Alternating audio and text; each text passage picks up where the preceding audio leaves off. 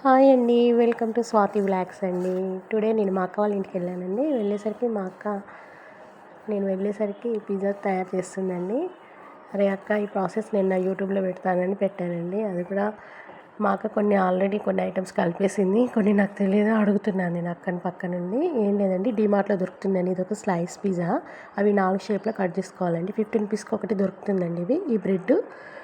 ఇందులో మా అక్క ఏం చేసిందంటే అన్ని సాసులు కలిపేసింది. షాజ్వాన్ సైజు, వైట్, మైనస్ అన్నీ కలిపి అన్ని సాసులు కలిపేసి అవి మిక్స్ చేసి దానిపైన రాస్తుందండి. నేను వచ్చేసరికి మా అక్క ఆల్రెడీ ఆ పేస్ట్ తయారు చేసి పెట్టింది. అందుకే అడుగుతున్నాను నేను పక్క నుండి, ఎట్లా చేసా అక్క అని. చాలా బాగా చేస్తుందండి మా అక్క. ఇదివరకు కూడా ఒకసారి చేసి పెట్టింది. మా పిల్లలు చాలా బాగుంది, సేమ్ బేకరీలో ఉన్నట్టే ఉంది పెద్దమ్మ అని అన్నారు. అందుకే మళ్ళీ నేను ఒకసారి అక్క నేను కూడా నా వీడియోలు పెట్టుకుంటా చేసుకుంటానని అన్నాను. ఇందులోకి క్యాప్సికమ్ ముక్కలు తీసుకుందండి.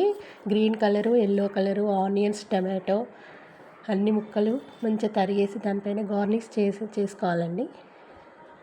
దానిపైన చీజ్ స్లైసెస్ దొరుకుతాయండి మనకు మార్కెట్లో అవైలబుల్లో ఉన్నాయి. ఒక పేనం మీద, మన దోశ పేనం ఉంటుంది కదా, దానిపైన నెయ్యి వేసి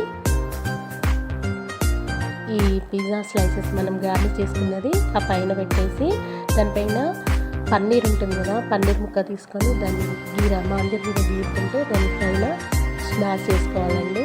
అప్పుడు అది ఇట్లా పిజ్జా అనేది చాలా టేస్టీగా ఉంటుందండి. ప్లీజ్ అండి, సబ్స్క్రైబ్ చేసుకోండి నా ఛానల్ని, స్వాతి వ్లాగ్స్ని. ఫస్ట్ టైం నేను వాయిస్ ఓవర్ ఇస్తున్నాను. చాలా రోజులకి గిన్నె బోర్లు వేసుకొని 2 మినిట్స్కి pizza ready. Please subscribe channel.